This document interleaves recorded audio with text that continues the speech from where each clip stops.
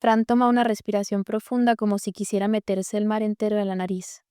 Busca en esos aires una pista del naufragio, pero no encuentra nada. Huele a plancton, a perro pulgoso, un poco a petróleo, otro poco a nafta, a carnada, pero sobre todo a perro pulgoso. Salido, Lobu, que estás todo mojado, ya te eché 800 veces, me tenés los huevos al plato. Fran vuelve a respirar profundo, se mete en las narices tanto viento que le sale a la tripa. Le huele a lo mismo, a mar empetrolado y pulgoso. El rojo invade el cielo y a Fran le parece escuchar voces que trae el mar enredadas entre las olas. Un recuerdo lo consume, lo oprime. Es una bolsa en la cabeza, está en la trinchera.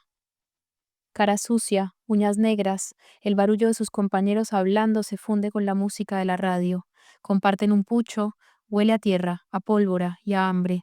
Un hambre más fuerte que el frío que le cara los huesos. Con el viento salado, el mar se le ha metido adentro. Todo sabe y todo huele a sal, a pescado, a muerto, a pólvora.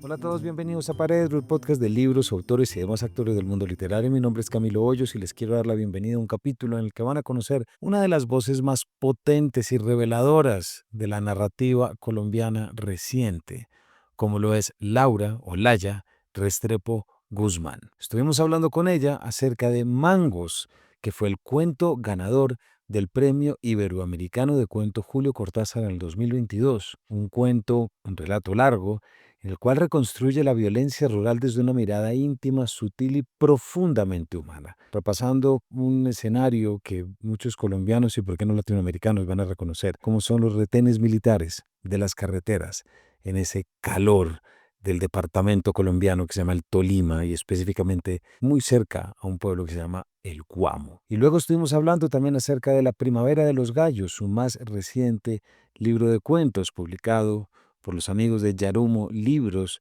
en el cual amplía ese universo narrativo para explorar la infancia, la memoria, la naturaleza, la maternidad y las pulsiones que nos habitan cuando la violencia ha marcado de nuestra forma de estar en el mundo. En esta conversación hablamos sobre cómo la migración transformó la sensibilidad de Laya, quien nos habló desde Buenos Aires, sobre la herencia de la guerra en quienes crecimos en los 90, me incluyo, sobre los niños a quienes la violencia les arrebató la infancia, como es Camilo, el personaje de Mangos, y sobre las formas en que el cuento permite decir lo indecible. Este es un capítulo para pensar Colombia, para pensar Latinoamérica y también las heridas y las memorias desde la literatura. Laura Restrepo Guzmán nació en Bogotá en 1989. Es una escritora antioqueña radicada en Buenos Aires. Estudió artes visuales en la Universidad Nacional de las Artes en Argentina y actualmente es ilustradora, tatuadora, tallerista y escritora. En 2022 fue merecedora del Premio Iberoamericano de Cuento Julio Cortázar por Mangos y La Primavera de los Gallos es su primera obra con Yarumo Libros. Recuerden que este capítulo viene gracias a nuestra alianza con Confama, Bibliotecas Confama, 50 años tendiendo puentes entre los tiempos. Y este capítulo, como todos los anteriores, ha sido editado y producido por Natalia Latorre. Bienvenidos. Laia, bienvenida a Paredro. Camilo, muchas gracias. Soy una fiel oyente de Paredro, así que estoy feliz de estar acá. Ay, tan querida, muchas gracias. Yo feliz que estés acá.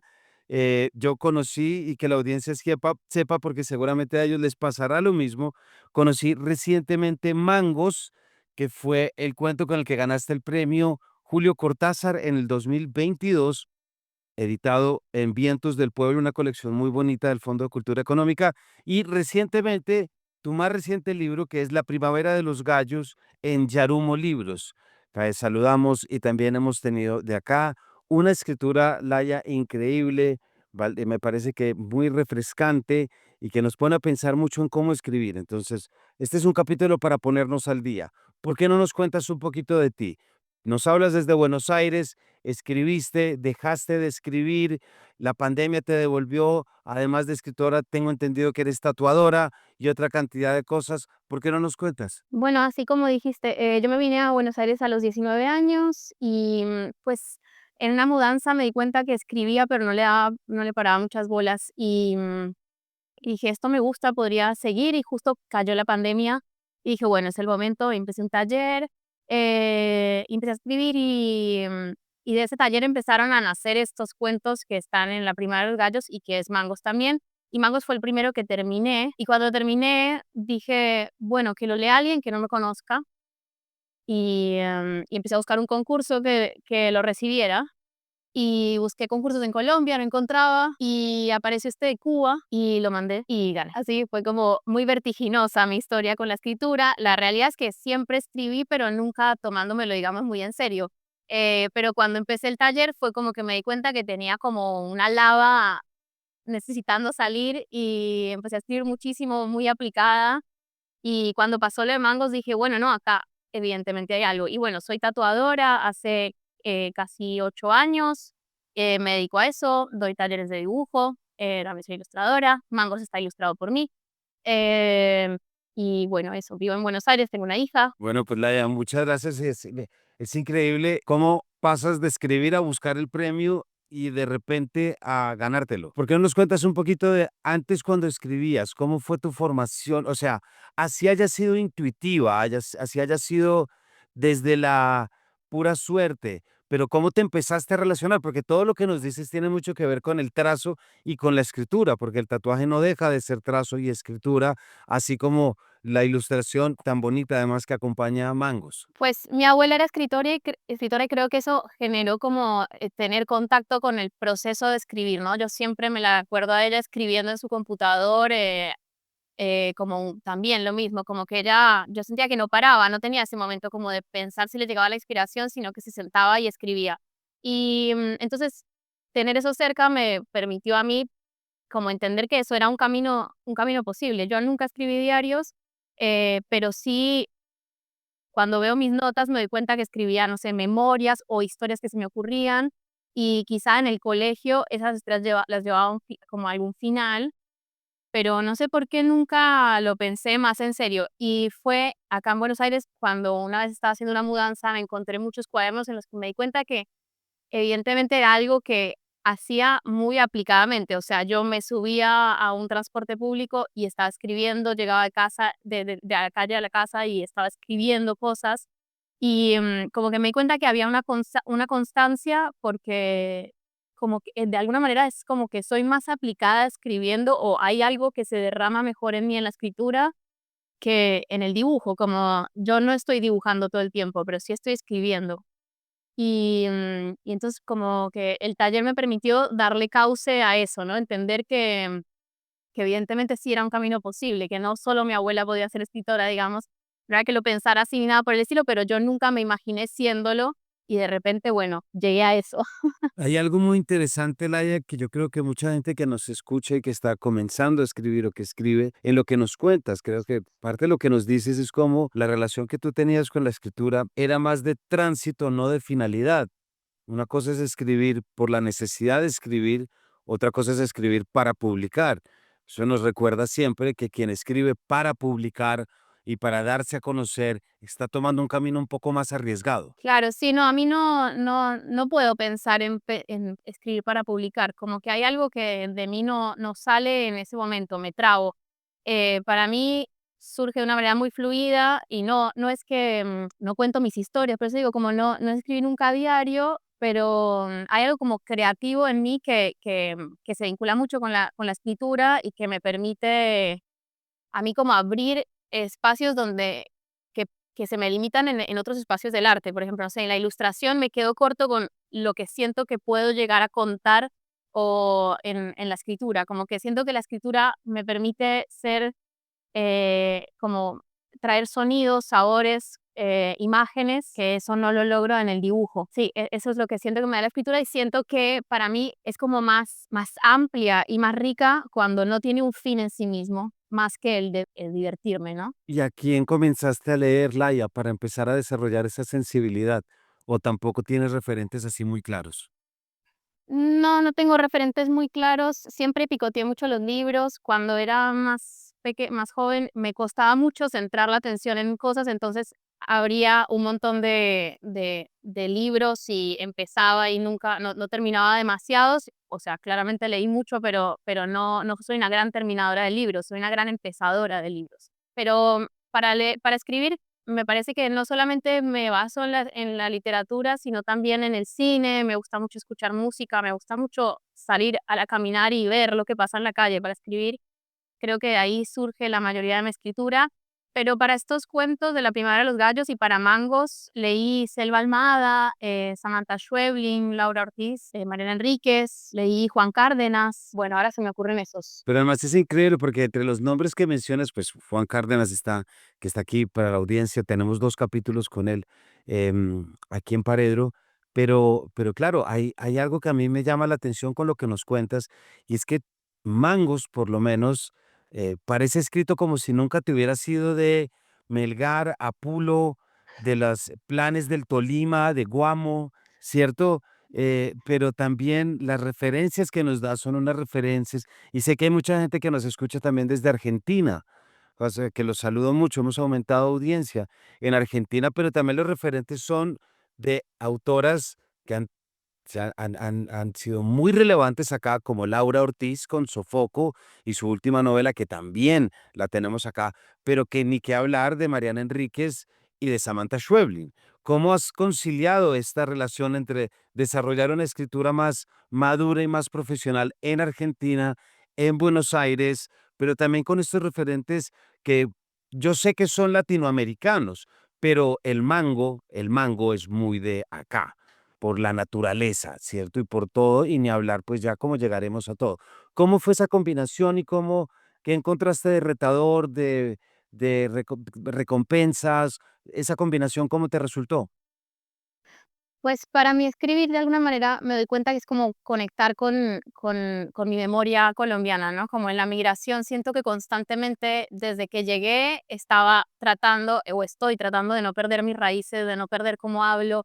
A veces me encuentro practicando palabras para no olvidármelas y Mangos fue muy retador por eso, porque entiendo lo que dices como Selva Almada, por ejemplo, a mí me costó mucho leerlo porque es como Mangos casi, ¿no? Es como muy coloquial la forma de hablar, entonces había todo el tiempo me encontraba preguntando qué significa esto, qué significa lo otro, y si Ivana, perdón, Samantha Schweblin, perdón, y Mariana Enríquez son como, es como una literatura, bueno, es muy argentina, ¿no? Que no tiene esa coloquialidad colombiana. Yo eh, viví en Ibagué y iba mucho a una zona allá que se llama Piedras, que ahí teníamos una casita, y entonces como que tuve una gran parte de mi infancia en entre el Guamo, Honda, bueno, todo eso, y de ahí viene ese caldo, como de recordar esa infancia, ahí fue donde construí, pero fue súper retador Mango, sobre todo porque, pues, yo no tengo familia militar, yo soy una gran fanática del fútbol,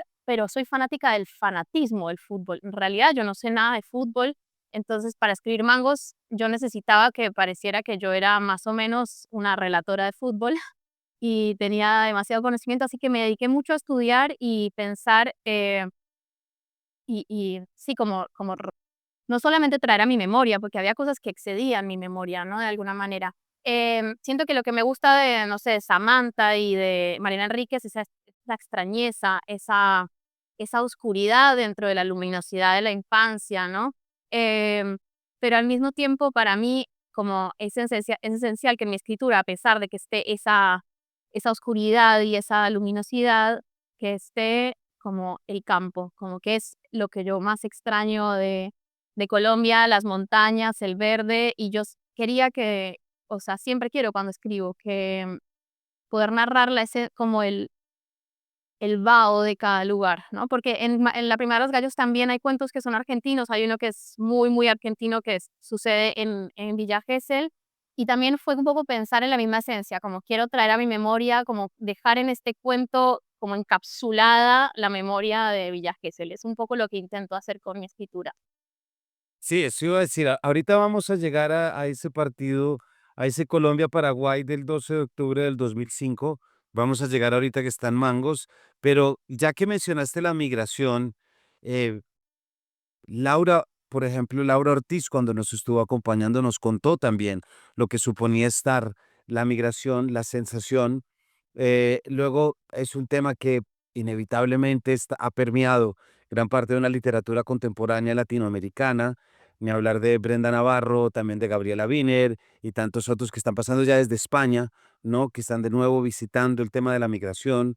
Eh, yo veo que tu escritura es una escritura que tiene un espectro muy amplio, concentrada siempre en el género del cuento, pero ¿consideras que ha sido para ti el tema de la migración un tema también de primera? Es decir, ya nos hablabas de cuentos, hay un par de cuentos también en la primavera de los gallos, pero de pronto algo que tenga que ver con tu salida de Colombia a los 19, te tocó irte, te quisiste ir, algo que nos cuentes de eso. No escribo sobre la migración, eso sí que no, pero siento que es la migración lo que me impulsa, en mi condición de migrante, lo que me impulsa a escribir, como de alguna manera el querer sostener mi memoria colombiana, o querer sostener la memoria a través de los viajes es lo que me inspira, quizá ahora, por lo menos para estos 2 libros, a escribir. Pero no estoy escribiendo nada sobre la migración, sí creo que es lo que transformó mi forma de pensar y escribir. O sea, a mí no hay manera de que yo hubiera escrito Mango si no me hubiera venido a vivir acá, porque siento que haber venido a vivir a este país, que cuando yo llegué, quizá ahora las cosas han cambiado mucho, y el panorama es muy diferente y muy aterrador, pero inicialmente cuando yo llegué acá, este era un país de derechos, donde no se admitía la muerte de nadie, nadie podía ser asesinado, si alguien era asesinado era terrible. Y me acuerdo de aterrarme una vez, el primer día que llegué, vi en una noticia que decían asesinar a una persona. Yo dije, eso es noticia.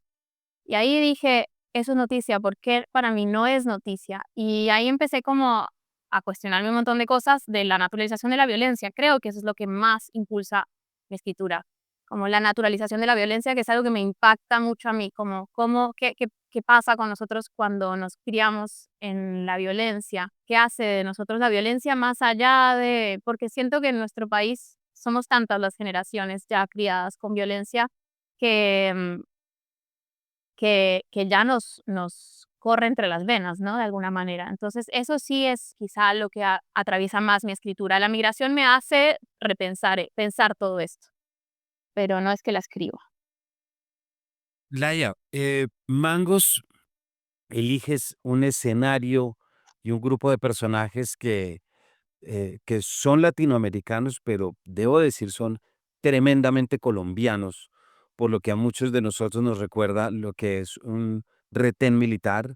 No quiero decirlo que sea necesariamente malo en sí mismo, sino porque ese partido al que tú representas, el que tú traes a escena, es un partido que ocurre en el 2005 y el país en el 2005 era un país muy particular que debemos recordar, no se podía viajar por carretera, empezaron a estar las caravanas de La Paz, me parece, o las caravanas solidarias, y se empezó, y esto para quienes nos escuchan de afuera, se empezó a desarrollar un gesto que muchos de nosotros todavía tenemos, y es que cuando uno pasaba al frente de un militar que estaba cuidando la carretera, uno le hacía el símbolo de dedo hacia arriba, ¿no? Como de agradecimiento, ¿cierto? Siempre era como esto. ¿Cómo llegaste a ese momento? ¿Cómo llegaste como a ese escenario?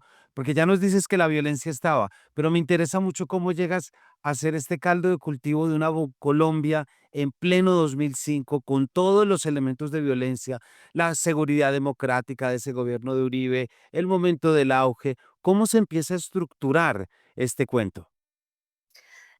Para mí, si bien ese partido, o sea, ese partido está construido a partir de varios partidos que hubo en realidad, y ese momento en realidad para mí, cuando lo escribí, era como un gran segmento de tiempo, ¿no? Como entre como los 90 hasta, sí, el 95 al 2005, una cosa así, 2006, que para mí ahí vivimos como una transformación de la violencia que fue muy intensa.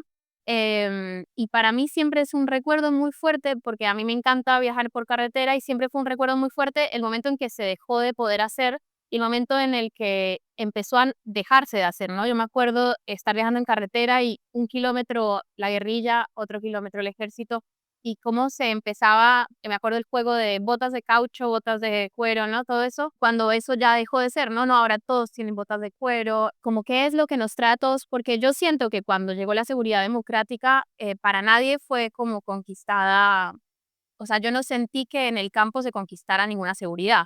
Creo que eso fue una memoria más de las ciudades, como de la capital y de las ciudades, ¿no? En el campo seguía pasando lo mismo. Yo crecí yendo el Tolima era muy compleja esa situación y crecí yendo siempre a este mismo lugar y siempre pasaba esto, ¿no? Entonces las casas aparecían pintadas, quién está en la carretera, quién te para. Y me acuerdo de que nos parara el ejército muchas veces o los parara la guerrilla y la situación siempre era muy similar. En como esa violencia y yo siempre siento que sin que nadie me lo dijera explícitamente o no recuerdo que nadie me lo dijera, siempre era una sensación de terror, ¿no? Y siento que es una sensación generalizada, o sea, no conozco a nadie que no tenga terror a un retén militar, em, y, em, y como que siento que el momento en el que se dio la seguridad democrática, si bien hubo una sensación de pudimos volver al campo, en realidad ya había un estrés postraumático. O sea, nadie volvió a viajar por carretera en un estado de tranquilidad. Yo, pues ya llevo 16 años acá, pero cuando voy a Colombia todavía voy al campo en carro y todavía estoy diciendo, me va a parar el ejército, me va a parar la guerra, ¿qué va a pasar, no? Siento que Colombia como la situación nos llevó, la situación de haber vivido tanta guerra, nos llevó a un estrés postraumático generalizado y también como que se lo desestima de alguna manera, porque todos estamos en esa situación, pero ese estrés postraumático es muy terrible porque está naturalizado que tengamos pánico de recorrer nuestro país. Y eso a mí me parece muy impresionante y creo que vivir acá me permitió ver como lo absurdo y terrible que es temer de tu propio país, ¿no? Creo que me fui por las ramas, pero No, para nada, porque creo que lo que haces es traer una memoria, Laia, que para muchos de nosotros sigue siendo muy actual, que es lo que suponía viajar por el país en carretera. No solamente por el delicado y siempre conflictivo tema en Colombia de la infraestructura. En Santander, hace un par de semanas se cayó una vía entera, ¿no? La vía Villavicencio todo el tiempo está colapsando. Se inauguró hace relativamente poco el túnel de la línea, cosa de la que yo estaba escuchando desde los 8 años. No siempre la infraestructura es una problemática, pero esto que tú estás mencionando me parece importante porque representa un momento de inseguridad en el que se nos negó un país que ni siquiera no podíamos conocer por tierra. Y hay muchos países y mucha gente que nos está escuchando en América Latina que sabe que tú perfectamente en cualquier otro país latinoamericano difícilmente vas a poder no coger un carro que está en el centro e irte hasta la costa. Acá no se puede hacer, lastimosamente. Acá tú no puedes coger un carro en Bogotá y montarte e irte hasta Cartagena tranquilamente porque siempre habrá momentos en los que algo va a pasar. Y eso es hacia el norte. Y ni hablemos hacia el sur. Si te quieres ir hasta Popayán o quieres bajar mucho más o quieres ir a conocer a Juan Cárdenas desde donde escribe, también vas a tener otros espacios donde va a haber retenes, donde va a haber problemática. Cosa que me hace preguntarme, Laia, tú naciste en el 89. ¿Alguna vez te pasó algo que luego se haya convertido en texto o viviste por fortuna siempre un poco al lado del temor y de las amenazas que podía suponer, como a todos nos tocó, la pesca milagrosa o el retén? La pesca milagrosa, para que nos escuchan de afuera, la pesca milagrosa era una modalidad que utilizaba la guerrilla y era que hacía retenes y en un lapso de 10 o 15 minutos secuestraba a quien hubiera caído y se lo llevaba al monte. no, por suerte nunca me secuestraron. Sí estuve en retenes donde se llevaron personas, como que veías que estaban sacando personas y mi abuelo materno tenía una finca en Vianí, que creo que es Cundinamarca, y esa era zona roja en un momento dado y me acuerdo que llegó, o sea, mi abuelo lo llevó al extremo, o sea, fuimos hasta el último minuto que se pudo ir y me acuerdo que estábamos ahí, en la noche venían, tocaban la puerta y mi abuelo tenía que venía la guerrilla, no sé cuál, creo que era el ELN, y venía y se los lleva, mi abuelo los tenía que llevar, llévelo, tráigalo, llévelo, tráigalo, y me acuerdo que la última vez que fuimos, que ya mi abuelo no estaba, vinieron a tocar y cuando vieron que eran todas mujeres, se fueron, pero como siempre estuvo esa cosa de en cualquier momento viene la guerrilla, me acuerdo de la situación de estar parado en una loma, estar parado en la mitad de la loma y sentir que te miraban y saber que te estaban mirando, porque no es solamente una sensación. Y me acuerdo, tengo una memoria, mi mamá dice que yo estoy loca, pero yo sé que eso pasó, que íbamos en el jeep de mi abuelo y había un retén, nos dejaron avanzar finalmente. Cuando avanzamos, mi mamá me dijo: "Agáchate", y mi abuelo también: "Agáchate, agáchate", pero muy chiquita, no. y había una fila de hombres decapitados. Entonces, como que hay situaciones en Colombia que parecen inverosímiles porque el nivel de violencia es ridículo y porque a veces que te pasen cosas a ti puntualmente no te excede de tener un estrés postraumático. O sea, ya ver que a alguien le pueden hacer eso, ya eso hace que tú sepas que eso también te puede pasar de alguna manera, ¿no? Entonces, más allá de asaltos, digamos, yo lo más violento que pude haber vivido fue un asalto, pero ya siento que igual es muy violento estar en la carretera, estar en un lugar que no es tu casa, tener miedo de tu vida o no poder salir de tu casa o no poder recorrer tu país, que a mí eso ya me parece violento. Yo veo acá en Argentina que todo el mundo conoce toda Argentina, ¿no? Y se la han recorrido, todos son mochileros y a mí me dicen, pero ¿por qué nunca acampaste? Y yo, porque crecí en los 90. Tal cual, qué imagen, Laia, qué imagen nos da, sí, y es tremendo, pero es así, es decir, los 90 y hasta el 2005 y por ahí, esas son las memorias que hay, y si uno pregunta a las memorias que tengan mis padres, va a ser la época de la violencia, y van a tener tantos otros de bandoleros que luego se convirtieron en la guerrilla. Mi mamá me cuenta cómo podía estar en una finca en el eje cafetero, cerca de Manizales, y les decían, hay que irse ya porque sangre negra anda rondando, y obligaba a meter a todas las mujeres y a todos los niños en un cuarto y salir madrugados al día siguiente.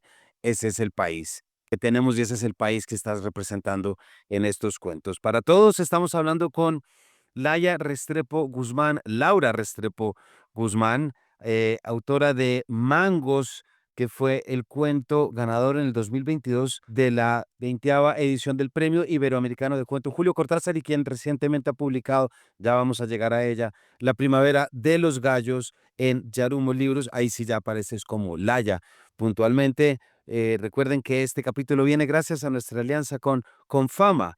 Bibliotecas con Fama, 50 años tendiendo puentes entre los tiempos.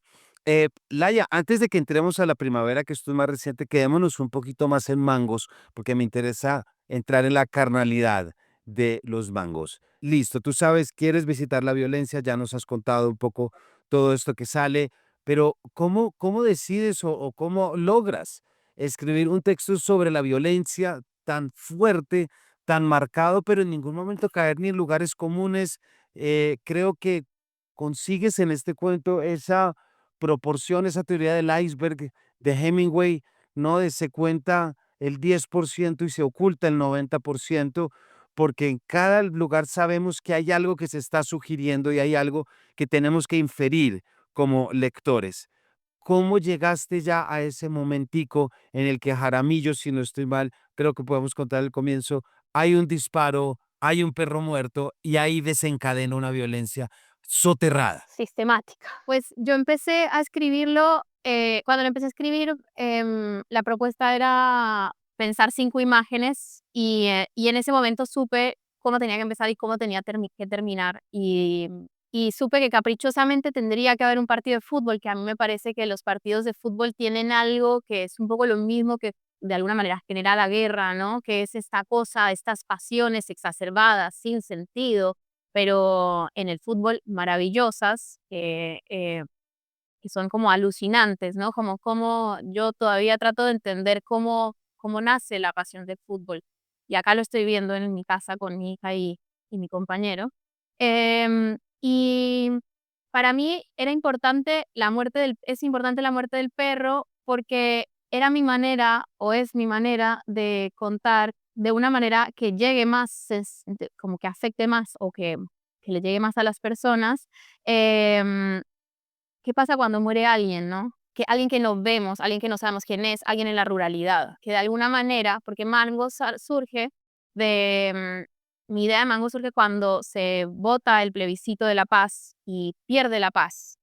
Para mí fue inentendible, como cómo un país puede no querer la paz, cómo alguien puede no desear la paz cuando quienes están viviendo la guerra, quienes están sufriendo la guerra, son niños y campesinos y personas que están votando pidiendo que hagamos la paz, ¿no?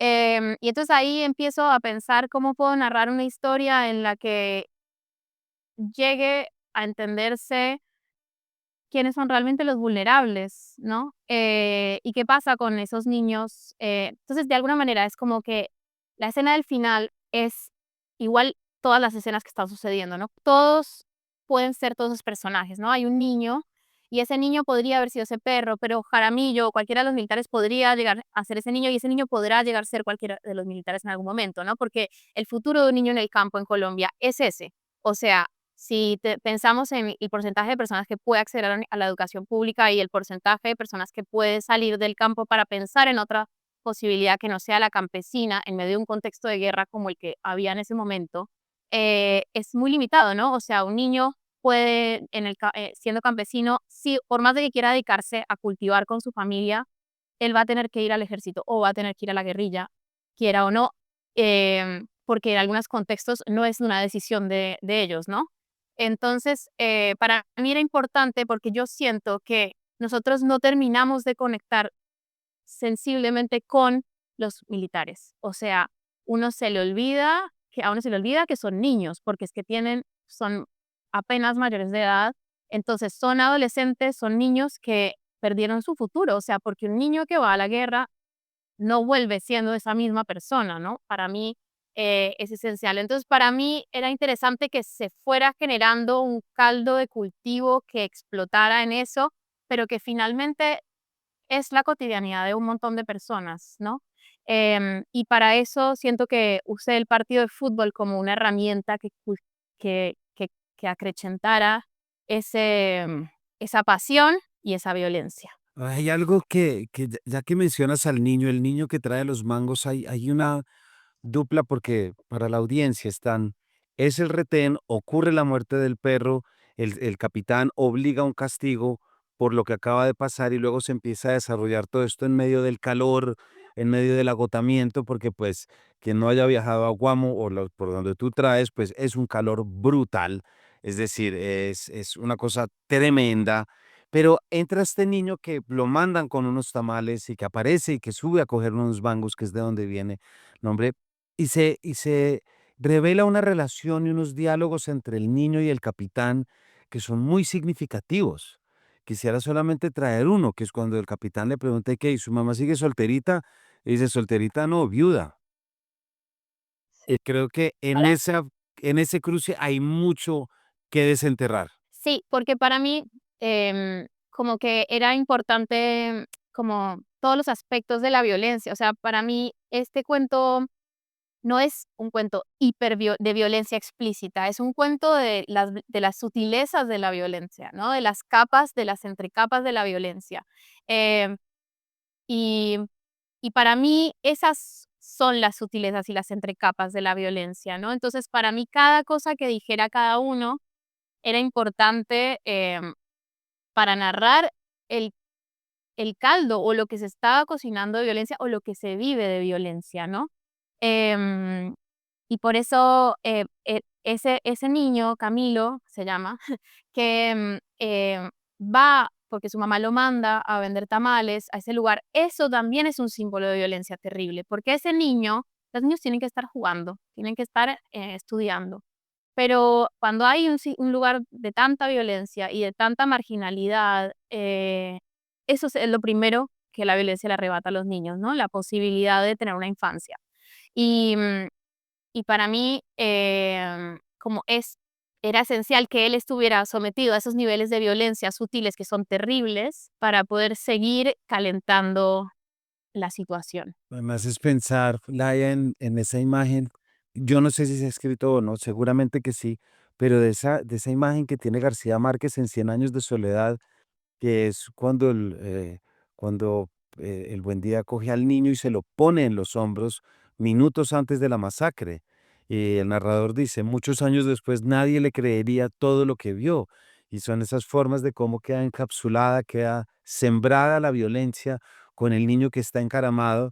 Y si ya es un niño que le habla al sargento, al capitán y le dice: yo no necesito papá, yo ya tengo papá, aunque sea un papá muerto, revela mucho esto que estás hablando. Hay un doble juego que me parece muy interesante también porque fíjate que no es normal. Y ahí entraríamos en la casa vacía de Cepeda, de cierto de Cepeda, de pensar cuáles son nuestras narrativas nacionales y en general de Latinoamérica, me atrevo a decir. Seguramente habrá muchas que se me están quedando, pero lo militar siempre ha tenido muy mala fama, por obvias razones, no seré yo quien lo venga a exculpar. Pero de nuevo, Los niños que uno ve en la calle caminando en medio de ese calor son niños que seguramente hace 4 o 5 meses estaban deseando hacer alguna otra cosa y no deja uno de pensar, ¿y este qué hace aquí cuidándome a mí?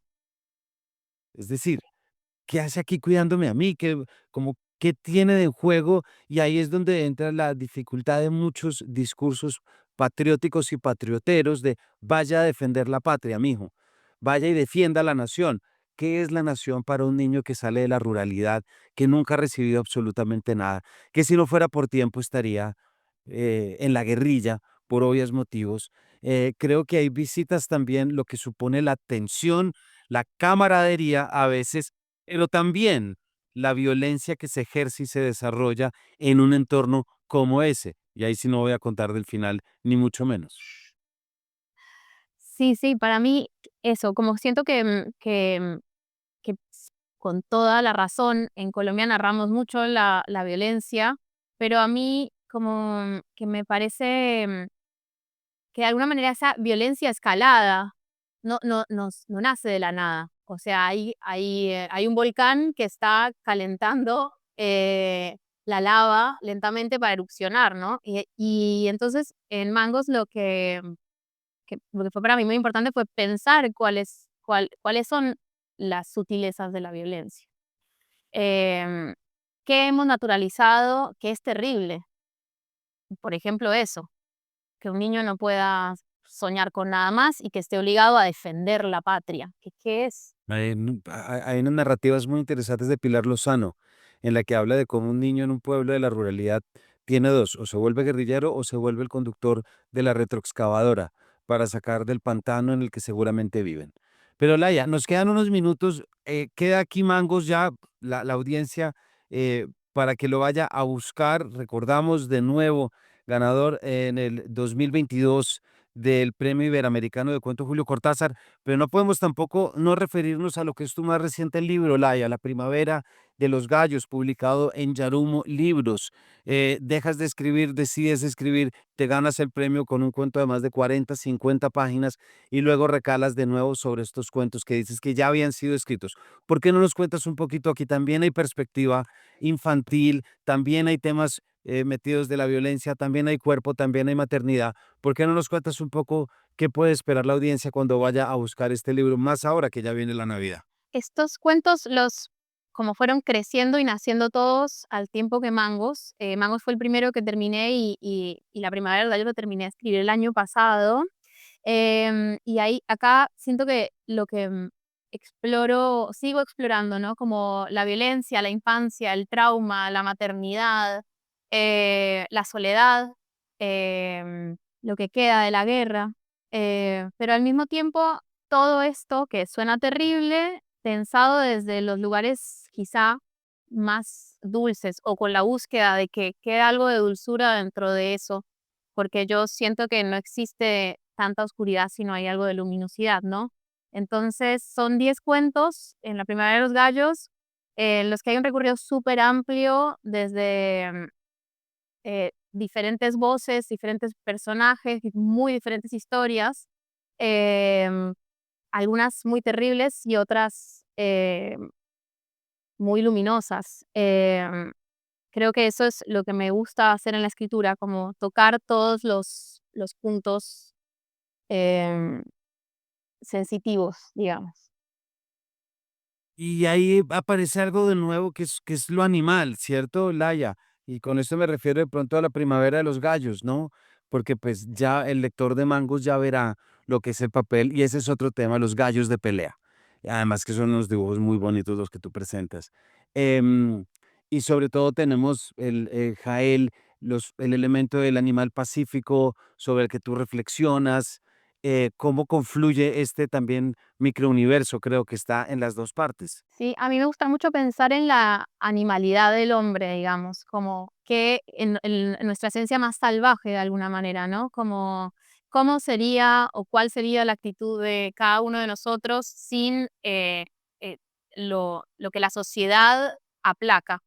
Entonces, en este libro y en Mangos, como para mí hay mucho que se tiene que contar a partir de la naturaleza. Y por ejemplo, hay uno de los cuentos es el de la vaca, Gloria, que una parte está narrada por una señora y otra parte está narrada por la naturaleza. Como a mí me gusta pensar, me interesa cuál es el punto de vista de la naturaleza y qué pasa cuando nos liberamos de ese yugo de la sociedad y nos permitimos ser desde la cuestión más violenta hasta la cuestión más pasional, que sería lo que sucede en el último cuento, que es la bandera Magdalena el jaguar. Em, Eso, ¿cuáles son nuestras pulsiones salvajes? ¿Qué es del humano suelto en la naturaleza? ¿Y cómo ve la naturaleza? Eso me interesa mucho y creo que es lo que intenté explorar muchísimo en este cuento. Y la relación de los humanos y la naturaleza, que siento que, por ejemplo, el perro o los múltiples perros que visitan a este hombre en Villa Gesell, es también una forma de explorar el vínculo humano y animal, que para mí es súper importante. Pues bueno, ya la audiencia sabe cuáles son esos 2 libros que tiene que comprar Laia en paquete. Por último, hablaste ya al principio de Samantha Schweblin, de Laura Ortiz, 2 cuentistas extraordinarias. Ya para cerrar, ¿cómo te relacionas con el cuento? ¿Te vas a quedar en el cuento? ¿Te interesa un formato más amplio? ¿O qué bondades y qué libertades encuentras en el género para poder, plasmar todo esto que nos has compartido? Pues a mí el cuento me encanta, me gusta el formato corto, me gusta sostener, como la inquietud, la pasión y el placer de leer, en un momento corto y sin que nos sobren, elementos. Eso me gusta mucho, siento que me entretiene más a la hora de escribir, pero de todas maneras, ahora estoy escribiendo también una novela, un libro de cuentos y una novela, y hace unos meses terminé un poemario que en Mangos y en La Primera de los Gallos hay poemas también. em, Así que voy explorando un poco todo, pero los cuentos siento que es, mi favorito, mi lugar seguro, no sé si seguro, pero mi lugar donde me gusta, explorar y quizás sufrir, porque no es no es solo placer en la escritura, ¿no? Hay algo de sufrimiento que es muy gozoso y que el cuento exige mucho por esto de que no te pueden sobrar elementos, y creo que esa cuestión que reta, a mí me fascina. Laia, muchísimas gracias por habernos acompañado, por habernos contado este mundo interior tuyo, por contarnos la forma como lo biográfico se mezcla con lo escritural y todo lo demás. No, Camilo, gracias a ti por invitarme, estoy feliz de estar acá y bueno, espero que disfruten leerme. Estoy seguro que sí, y ya volverás a visitarnos cuando todos estos libros que nos cuentas y todos estos géneros que visitas vuelvan a aparecer. A todos hemos estado hablando con Laia Restrepo Guzmán, autora de Mangos, publicado en Fondo de Cultura Económica, y La Primavera de los Gallos en Yarumo Libro. Llévense los dos, se los recomiendo mucho. Ese es el libro que recomendamos, y sobre todo porque Laia, pues nos estás mostrando una escritura muy pensada, con escalpelo, y creo que esa es la mejor forma siempre de visitar una realidad histórica como la nuestra. Muchas gracias a todos ustedes por habernos acompañado y nos vemos en una próxima edición de este Paredro.